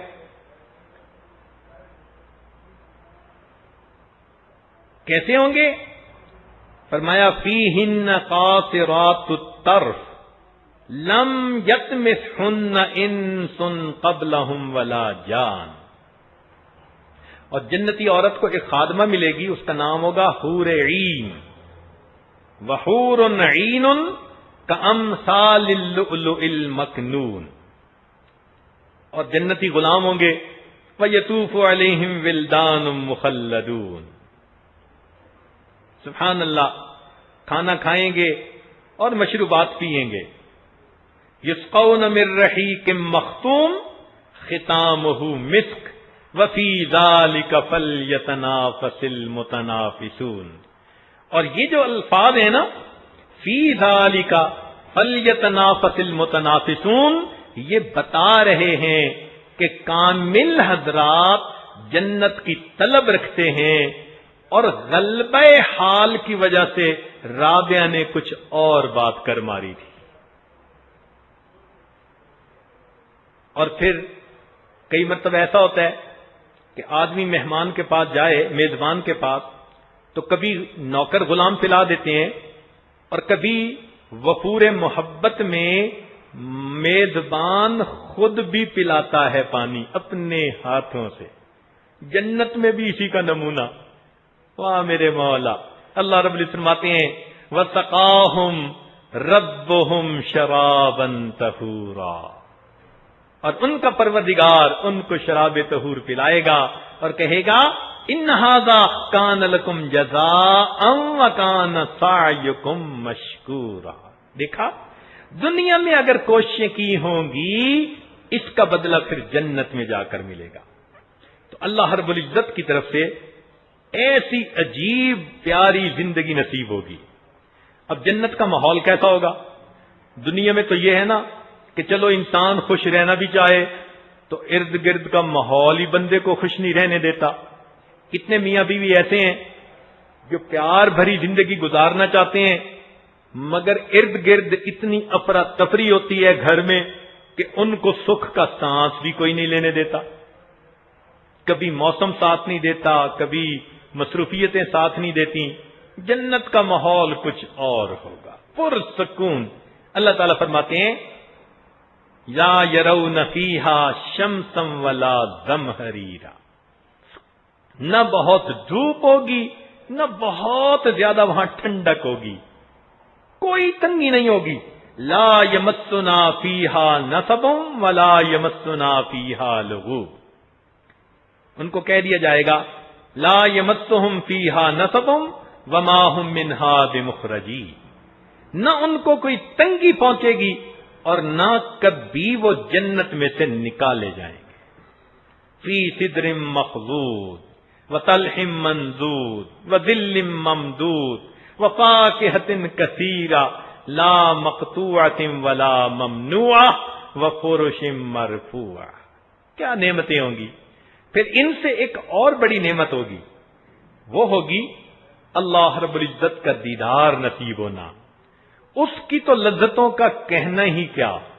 اللہ تعالیٰ فرماتے ہیں وجوہ یومئذ ناظرہ، چہرے اس دن تر و تازہ ہوں گے، الی ربہا ناظرہ، اپنے رب کی طرف ٹکٹکی باندھ کے دیکھ رہے ہوں گے. پھر اللہ تعالیٰ اپنی خوشی کا اظہار فرمائیں گے اور یہ ایمان والوں کے لیے نعمتوں کی تکمیل ہوگی. فرمائیں گے کہ میں تم سے راضی اور میرے بندو تم مجھ سے راضی، ورضوان من اللہ اکبر، اور اللہ کی رضا سب سے بڑی نعمت ہے۔ اب جنت کی ان تفصیل کو سن کر تو بندے کا دل چاہتا ہے کہ ہمیں بھی نصیب ہو۔ ایک مرتبہ میں نے اپنی بیٹی صالحہ کو، چھوٹی سی تھی، جنت کا کچھ تذکرہ سنا دیا۔ کچھ وقت میرے پاس بھی تھا، وہ بھی میرے پاس آ کر بیٹھ گئی، تو میں نے کچھ جنت کا تھوڑا سا تذکرہ کیا۔ تو جب میں خاموش ہوا تو بڑے معنی خیز نظروں سے مجھے دیکھنے لگی۔ میں نے پوچھا بیٹی کیوں دیکھ رہی ہو؟ کہنے لگی ابو چلیں جنت میں۔ تو واقعی ایسی بات ہے کہ جنت کے تذکرے سن کر، یعنی چھوٹی سی بچی تھی وہ، چند سال کی، تو اس کا بھی دل کہنے لگا کہ مجھے کہنے لگی ابو چلیں پھر ابھی جنت میں چلتے ہیں۔ ایسی جنت اگر اللہ عطا فرما دے تو بندہ تو ابھی اس دنیا سے جانے کے لیے تیار۔ لیکن یہ جنت ملتی کیسے ہے اس کے بارے میں بھی ذرا سن لیجئے۔ پہلی بات تو یہ کہ دو چیزیں ہیں جنت میں جانے کے لیے ضروری، ایک ایمان اور دوسرا نیک اعمال۔ ایمان جنت کی کنجی ہے اور نیک اعمال اس کنجی کے تھریڈز ہیں جن سے تالا کھلتا ہے۔ الحمدللہ اللہ تعالیٰ نے ہم سب کو ایمان کی سعادت عطا فرمائی، اس پر ہمیں اللہ تعالیٰ کا شکر ادا کرنا چاہیے اور اس ایمان پر ہمیں پکا رہنا چاہیے۔ اس لیے امام اعظم ابو حنیفہ رحمۃ اللہ علیہ کو اللہ نے بڑی بصیرت عطا فرمائی تھی۔ ان سے کسی نے پوچھا تھا کہ آپ اپنے ایمان کے بارے میں کیا کہتے ہیں؟ فرمایا انا مؤمن حقا، میں پکا مومن ہوں، شک کا تو نشان ہی نہیں۔ تو ہمیں اپنے ایمان کے بارے میں کوئی شک نہیں رہنا چاہیے۔ الحمدللہ ہم نے سوچ سمجھ کر اللہ کی توفیق سے کلمہ پڑھا اور ہم اللہ رب العزت اور اس کے احکام پر ایمان رکھتے ہیں۔ اب ایک قدم تو طے ہو گیا، دوسرا قدم یہ ہے کہ نیک اعمال کریں۔ نیک اعمال دو طرح کے ہوتے ہیں، کچھ حقوق اللہ کہلاتے ہیں، کچھ حقوق العباد کہلاتے ہیں۔ حقوق اللہ کو بھی پورا کرنے کی کوشش کرنا، مثلا نماز، روزہ، حج، زکوٰۃ، ان ارکان کو اللہ کے لیے ادا کرنا، اللہ تعالیٰ کو ہی اپنا دوست سمجھنا، اللہ تعالیٰ سے محبت رکھنا، اللہ کی خاطر مخلوق سے محبت رکھنا، اہل اللہ سے محبت رکھنا، اللہ کے ڈر اور خوف کی بنا پر آنکھوں سے آنسو کے دو قطرے بہا دینا، یہ سب وہ اعمال ہیں جو بندے کو جنت میں لے جانے والے ہیں۔ حقوق العباد میں ہر ایک کے ساتھ خیر خواہی کرنا، والدین کی خدمت کرنا، اہل و عیال کا خیال رکھنا، پڑوسی سے حسن سلوک کرنا، یتیموں، بیواؤں، معذوروں، بے سہاروں کے ساتھ ہمدردی کرنا، بیماروں کی عیادت کرنا، بھولے بھٹکے کو راستہ دکھانا، بھوکے کو کھانا کھلانا اور پیاسے کو پانی پلانا۔ بنی اسرائیل کی ایک فاحشہ عورت نے، زانیہ عورت نے پیاسے کتے کو پانی پلایا تھا، اس پر اللہ نے اس کی مغفرت فرما دی تھی۔ تو آپ سوچئے کہ یہ عمل اللہ تعالیٰ کو کتنا اچھا لگے۔ ان حقوق اللہ اور حقوق العباد کو پورا کرنے کے لیے اخلاق عظیمہ کی ضرورت ہے، اچھے اخلاق اپنے اندر پیدا کرنے کی ضرورت ہے۔ وہ اچھے اخلاق کیا ہیں؟ ذرا توجہ سے سنیے۔ وہ اچھے اخلاق ہیں کہ انسان اپنے اندر صبر پیدا کرے، شکر پیدا کرے، سچ بولے، عہد کرے تو پورا کرے،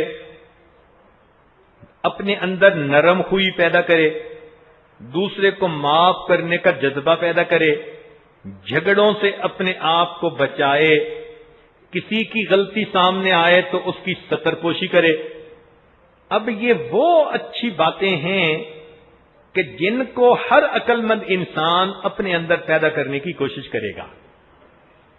تو آپ بھی اپنے اخلاق اچھے بنا لیجئے، یہ صفات اپنے اندر پیدا کر لیجئے.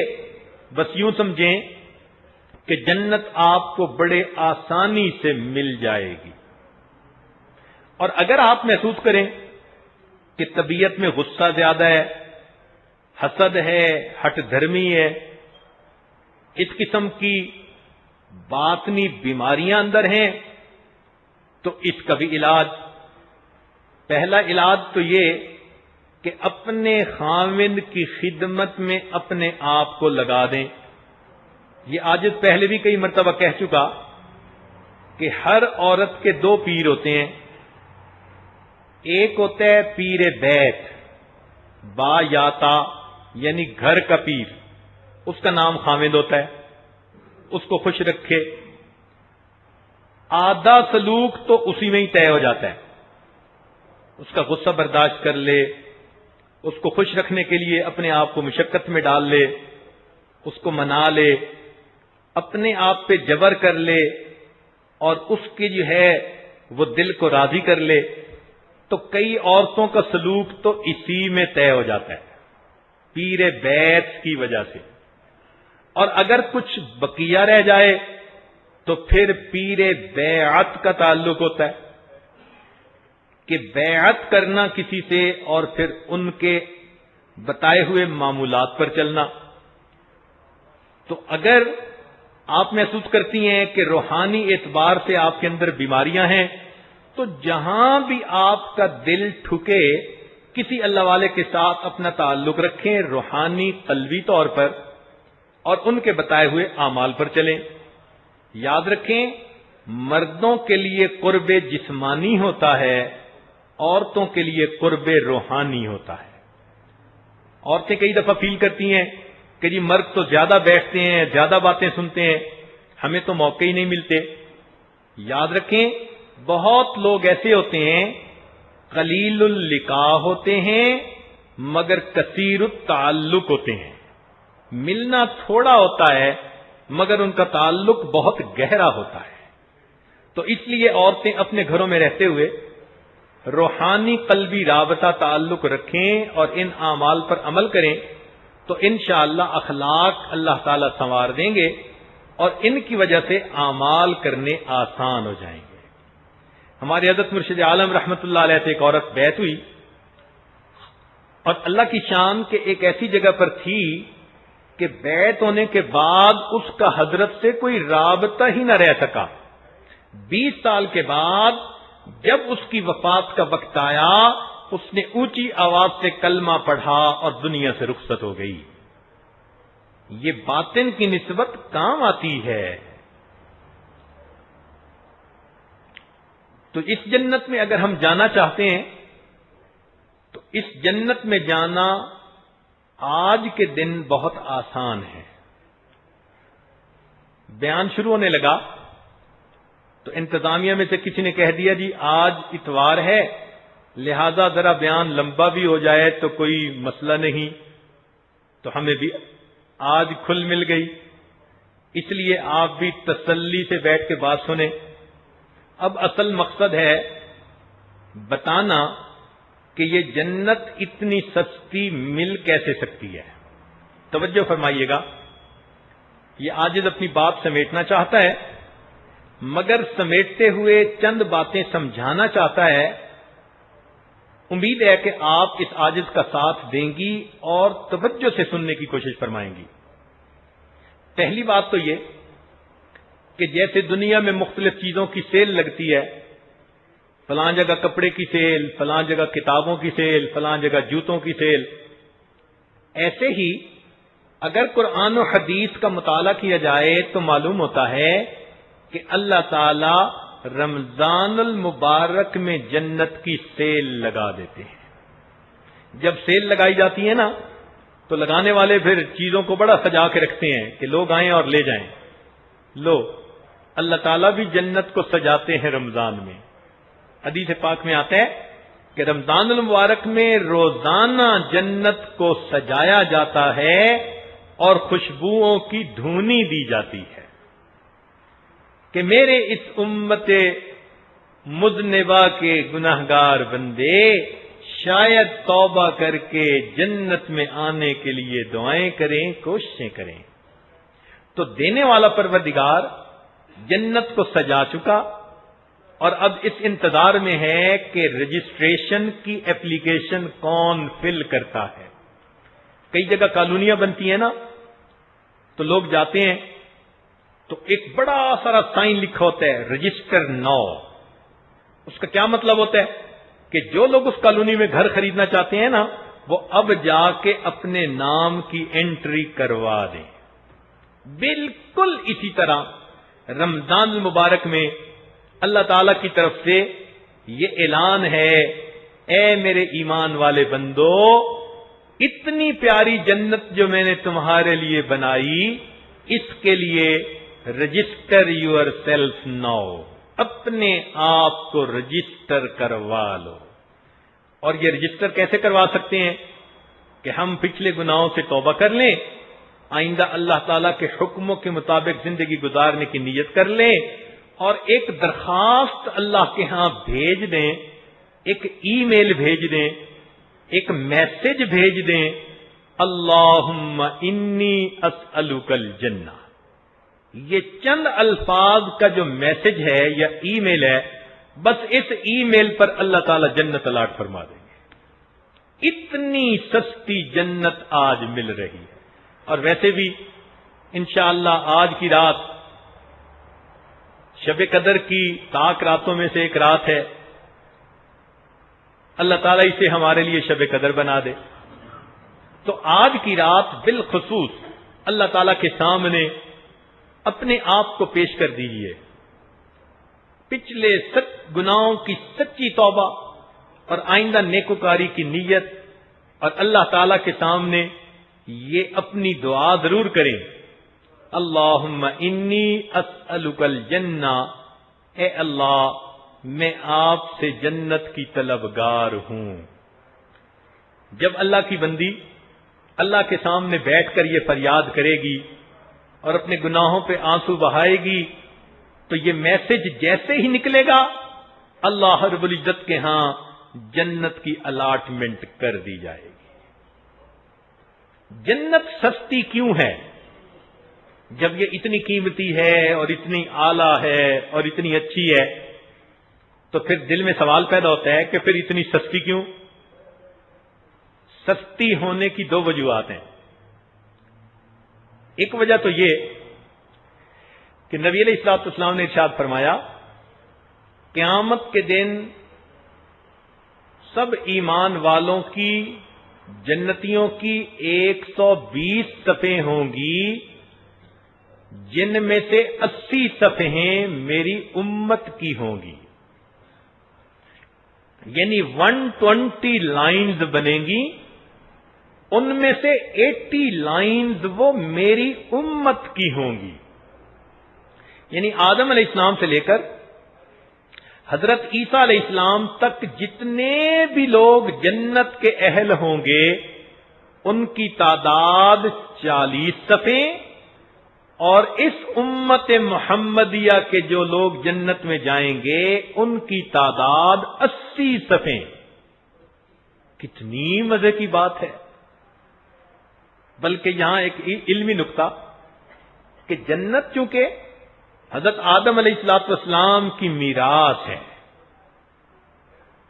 اس لیے اللہ تعالیٰ فرماتے ہیں تلک الجنت التی نورث من عبادنا من کان تقیا، یہ جنت ہے، ہم اپنے متقی بندوں کو اس کا وارث بنا دیں گے۔ یہ نہیں کہا اس کا مالک بنا دیں گے، وارث۔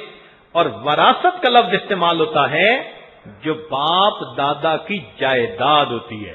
ہم دوسرے لفظوں میں یوں کہہ سکتے ہیں کہ جنت ہمارے باپ حضرت آدم علیہ السلام کی جائیداد ہے۔ یہ ایمان والوں میں تقسیم ہوگی، مگر تقسیم کے اصول ہوتے ہیں۔ بیٹی کو 1 حصہ اور بیٹے کو 2 حصے۔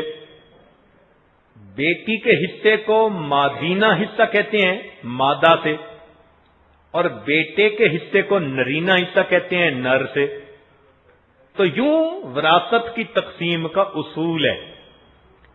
اب ذرا سوچئے کہ جنت آدم علیہ السلام کی وراثت تھی، ان سے لے کر حضرت عیسیٰ علیہ السلام تک جتنے انبیاء آئے ان سب کی 20 صفیں ہوں گی، اور اکیلے سیدنا رسول اللہ علیہ وسلم کی 40 صفیں.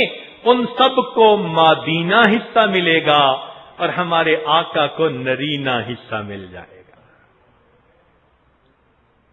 اس لیے نبی علیہ السلام نے فرمایا کہ اللہ تعالیٰ نے ہر نبی علیہ السلام کو ایک دعا کا اختیار دیا کہ جیسے مانگیں گے وہ دعا اسی طرح قبول کی جائے گی. تو سب انبیاء نے دعائیں مانگی. صحابہ نے عرض کیا، اے اللہ کے نبی صلی اللہ علیہ وسلم، آپ نے کون سی دعا مانگی؟ فرمایا کہ میں نے اپنی دعا کو ذخیرہ بنا لیا.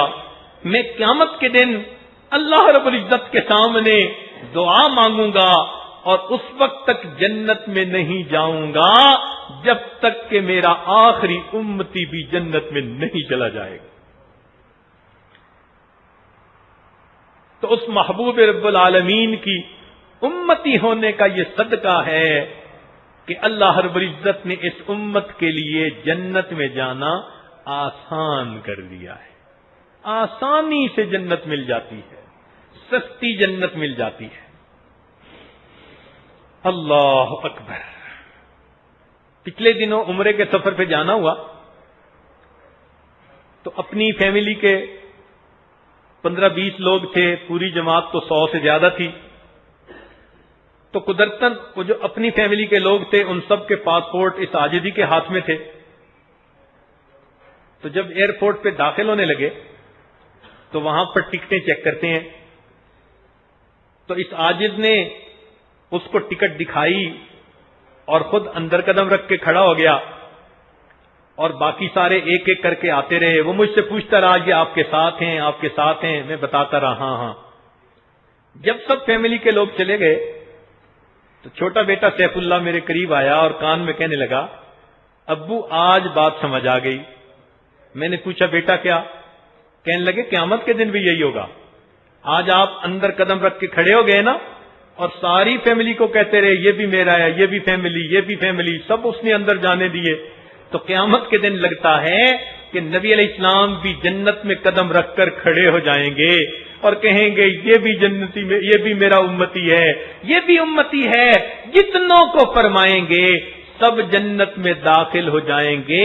تب آقا آگے تشریف لے جائیں گے. اللہ اکبر کبیرہ. واقعی عبرت کی نظر اللہ عطا فرما دے تو اسی دنیا میں یہ باتیں انسان کو قدم قدم پہ سمجھ آ جاتی ہیں. اب ایک آخری بات کہ جنت اتنی سستی کیوں ہے؟ ممکن ہے کہ عورتوں کے لیے سمجھنا ذرا مشکل ہو، لیکن علماء طلباء کے لیے سمجھنا آسان ہوگا. ہے نکتے کی بات کہ جنت اتنی سستی کیوں ہے. اللہ تعالیٰ کے ہاں ایک دستور ہے، جیسے کرنی ویسے بھرنی، عدل کا بدلہ، اس کو کہتے ہیں ٹٹ فار ٹیٹ. تو جیسا بندہ اللہ کے ساتھ معاملہ کرتا ہے اللہ تعالیٰ بندے کے ساتھ ویسا ہی معاملہ فرماتے ہیں. تو جیسی کرنی ویسی بھرنی، یہ ایک دستور ہے اللہ کے ہاں. اس کو سمجھانے کے لیے ایک مثال پہلے عرض کر دیتا ہوں، پھر بات سمجھ آ جائے گی. وہ کیا کہ بنی اسرائیل کو جب حضرت موسیٰ علیہ السلام نے کہا کہ تم اللہ پہ ایمان لے آؤ تو آگے سے وہ ہیل حجتیں کرنے لگے اور کہنے لگے کہ لن نؤمن لک حتی نر اللہ جہرۃ. ہم ایمان نہیں لے آئیں گے جب تک کہ ہم اللہ تعالی کو واضح طور پر نہیں دیکھیں گے. تو اب دیکھو کہ انہوں نے ایمان لانے کی شرط رکھی کہ جب تک ہمیں واضح طریقہ سے اللہ تعالی کی طرف سے پتہ نہیں چلے گا کہ آپ ان کے نبی ہیں، ہم آپ پر ایمان نہیں لائیں گے۔ تو اب انہوں نے ایمان کے لیے واضح دلیل مانگی، چنانچہ اللہ نے پھر ان کے ساتھ معاملہ کیا کیا کہ ان میں سے اگر کوئی گناہگار ہوتا تھا اور وہ توبہ کرنا چاہتا تھا تو اللہ تعالیٰ نے فرمایا کہ میرے بندو، تم نے ایمان کے لیے بھی واضح دلیل کی شرط رکھی تھی، اب میں تمہاری توبہ کے لیے بھی واضح دلیل کی شرط رکھتا ہوں۔ تم میں سے جو توبہ کرنا چاہتے ہیں ایک میدان میں آئیں، اندھیرا ہو جائے گا، فَاقْتُلُوا أَنفُسَكُمْ، تم اپنی جانوں کو قتل کرو، اپنے جسم پہ چھریاں مارو۔ چنانچہ بنی اسرائیل کی توبہ ایسے قبول ہوئی، وہ اپنے جسم پہ چھریاں مارتے تھے، زخم لگاتے تھے، خون نکالتے تھے، تب ثبوت ملتا تھا کہ واقعی یہ سچی توبہ کر رہے ہیں۔ تو انہوں نے واضح ثبوت اللہ سے مانگا، اللہ نے اس کے بدلے توبہ کی قبولیت کے لیے بھی واضح ثبوت طلب کر لیا۔ اس امت کا معاملہ اور ہے، نبی علیہ السلام نے اس امت کے سامنے جب اللہ کے دین کو پیش کیا تو یؤمنون بالغیب، اس امت نے بن دیکھے اللہ رب العزت کو قبول کر لیا، کوئی دلیل نہیں مانگی۔ اس وجہ سے اللہ کا معاملہ بھی امت کے ساتھ ایسا فرمایا، میرے بندو تم گناہ کر بیٹھے، اب توبہ کرنا چاہتے ہو، تم نے میرے لیے دلیل نہیں مانگی تھی، میں بھی تم سے کوئی واضح دلیل نہیں مانگوں گا۔ اگر دل کے اندر تم گناہوں پہ نادم اور شرمندہ ہو جاؤ گے، الندم توبۃ، میں تمہاری دل کی ندامت کو قبول کر کے تمہیں معاف فرما دوں گا۔ تو امت نے بن دیکھے اللہ کو پیغام کو قبول کر لیا تھا، اللہ نے بغیر واضح دلیل کے فقط دل کی خیال اور توبہ پر بھی بندے کی معافی کا اعلان فرما دیا۔ تو دستور یہ نکلا، جیسے کرنی ویسے بھرنی۔ اب ذرا سنیے کہ جنت سستی کیوں بن گئی؟ اس لیے کہ اللہ رب العزت نے حضرت آدم علیہ السلام کو جنت سے نکالا تھا چند گندم کے دانوں کے بدلے، وہ وجہ بن گئے تھے جنت سے باہر نکلنے کی۔ اللہ تعالیٰ نے فرمایا، میرے بندو میں عدل کا بدلہ دیتا ہوں، آپ کے باپ والد گرامی چند گندم دانے کے بدلے جنت سے نکالے گئے تھے۔ میرے محبوب کی امت، میرا وعدہ ہے تم اخلاص کے ساتھ چند گندم دانے جو کے بھی میرے راستے میں دے دو گے، میں ان چند دانے جو کے بدلے تمہیں جنت میں داخل کر دوں گا۔ اللہ اکبر کبیرہ۔ تو آج جنت کی قیمت چند دانے جو کے بنتے ہیں۔ حدیث پاک میں آتا ہے کہ اگر بندہ ایک مد جو بھی اگر دے دے گا تو اللہ تعالیٰ اس کے بدلے بھی جنت عطا فرما دے۔ واہ میرے مولا، چند دانے گندم کے بدلے اگر آدم علیہ السلام کو باہر بھیجا تھا تو امت محمدیہ پر اتنی مہربانی فرما دی کہ وعدہ کر لیا، تم چند جو کے دانے بھی میرے راستے میں میری رضا کے لیے خرچ کر دو گے، میرے بندوں میں تمہیں جنت کا حقدار بنا دوں گا۔ اس لیے اس عاجز نے کہا کہ آج جنت بڑی سستی مل رہی ہے۔ اللہ رب العزت ہمیں بھی اپنی وہ پسندیدہ جگہ جنت عطا فرما دے۔ آج کی رات اپنے رب سے مانگ لیجئے۔ ہم دنیا میں تو پریشان پھرتے ہی ہیں، کتنی مصیبتیں ہیں، کتنی پریشانیاں ہیں آج جن میں عورتیں زندگی گزارتی پھر رہی ہیں۔ اگر دنیا میں بھی یہ پریشانیاں رہیں اور آخرت میں غفلت کی وجہ سے جنت میں بھی نہ جا سکیں تو نہ خدا ہی ملا، نہ وصال صنم، نہ ادھر کے رہے نہ ادھر کے رہے۔ اس لیے نیک بیویوں کی خدمت میں گزارش ہے، آج کی رات کو اپنی زندگی کا ایک سنہری موقع سمجھتے ہوئے نہا دھو کر صاف ستھرے کپڑے پہن کر خوشبو لگا کر مصلوں پہ آ جائیے اور اپنے رب کو منانے کی نیت کر لیجئے۔ تسلی کی 2 رکعت نہ توبہ کی پڑھ لیجئے اور اپنے مولا کے سامنے دامن پھیلائیے. اللہ آپ کی بندی ہوں, بڑی گناہگار ہوں, بڑی خطائیں کی, سر سے لے کے پاؤں تک جسم کا ایک ایک عضو ناپاک بن چکا. آپ کی نافرمانیوں کی وجہ سے پاک ہونا چاہتی ہوں, دھلنا چاہتی ہوں, سلو کرنا چاہتی ہوں. اللہ میں نے دنیا میں جو زندگی گزاری, اے اللہ میں ان گناہوں پہ نادم ہو کر اب آپ کی باندی بن کر زندگی گزاروں گی, آپ کو راضی کروں گی. اے مولا راضی ہو جائیے اور مجھے اپنی پسند کی جگہ جنت میں گھر عطا فرما دیجئے. اس پیراڈائز کالونی میں میرا بھی مکان الاٹ فرما دیجئے. اللہ مجھے بھی وہاں جانے کا اہل بنا دیجئے. رب کریم بڑے مہربان ہیں. جب آپ دو آنسو اپنی آنکھوں سے نکال کر اللہ تعالیٰ کے سامنے فریاد پیش کریں گی, یہ دو آنسو جنت کی قیمت بن جائیں گے. اللہ تعالیٰ ہم سب کو اپنی رضا والی جگہ جنت عطا فرما دے. اللہم انا نسألک الجنہ ونعوذ بک من النار وآخر دعوانا ان الحمد للہ رب العالمین.